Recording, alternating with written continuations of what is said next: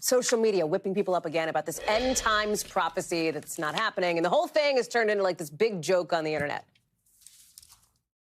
Me and Max are ready for the rapture. I've already sold all of my human belongings. I've said goodbye to my loved ones. I'm pretty sure we would not learn the date of the rapture from TikTok. This all started back in June when a pastor in South Africa made the rapture prediction, and it's spotlighting just how social media can spread this kind of thing like wildfire around the world in an instant. Sam Brock is following this one for us. Why is everyone talking about this? I don't know. Can I throw out a theory, though, Hallie, which is that maybe the rapture did actually happen and we got left behind?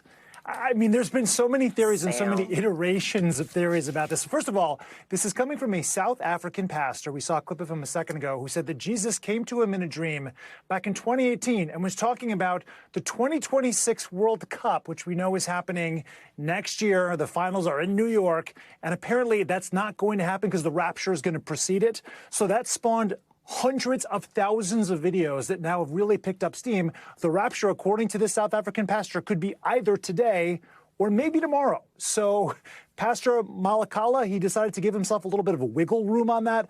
I will say I love the reactions online as well, Hallie, because you have people that are Sam, taking that's part of it, right? Like there are people are going to have their beliefs, and that's fine. This is such spotlighting how it has whipped around the world and become this like huge thing now, which is just sort of wild when you think about it, like that it's had that kind of impact here, especially if it's not the first time we've seen some of these predictions, too, go viral like this. 100%. First of all, you might say who decides, who divines which theories become relevant. But I guess in this case, this pastor, he's totally with it. Let's talk through some of the other things you mentioned. So 2011, right, there was an evangelical broadcaster by the name of Harold Camping who said this was exactly 7,000 years after Noah's flood, and for sure that was going to be on the world. That didn't happen. He revised it a couple of months. Didn't happen after that. 2011 also, there was a comet, Elenin, that was supposed to come directly into Earth and then the sun. It broke up about 45 million miles away from the sun. 2012, there's this whole movement, the New Age movement, regarding the Mayan calendar, which ends on December 22nd, 2012. After that date, the world ends. You know what? December 23rd came and rolled around. We're still all good there. 2017 is Planet X. Nibiru is supposed to be a planet hurtling toward Earth that was going to come in, I guess, November of 2017, then December of 2017. Long story short, Hallie, it didn't happen.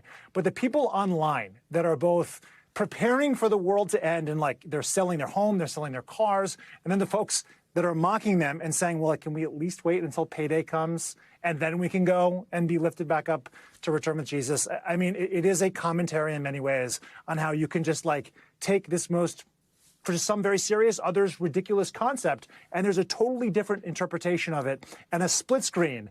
And you know what? Maybe no one is necessarily wrong. Maybe they're all right. That's a split screen on the spectrum, as you point out, Sam. Sam Brock, it is certainly getting a lot of attention today. Sam, thank you very much. Thanks, appreciate that. We thank you for watching. And remember, stay updated on breaking news and top stories on the NBC News app or watch live on our YouTube channel.